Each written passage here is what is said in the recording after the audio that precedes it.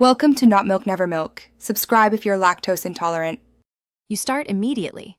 Part clean, dry hair into manageable 1-2-inch sections and put on gloves. Apply a small trial patch to confirm color and sensitivity. Wait 24 hours.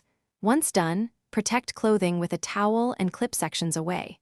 Pick up a small amount of As I Am color wax and warm it between your palms to increase spreadability.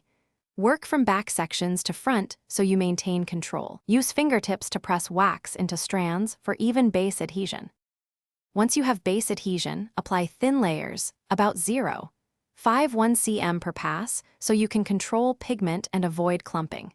Start at mid-shaft and move to ends, then lightly drag back toward roots for a blended look. Make sure to comb through with a wide tooth comb after each layer. This evens distribution and removes excess. If you need more intensity, add 1 or 2 additional thin layers, rather than a single heavy application, to preserve texture. You finish by shaping and setting. Use a cool blast on low from a blow dryer or style with fingers to lock the wax into place. Make sure not to overheat. Excessive heat can soften the wax too much.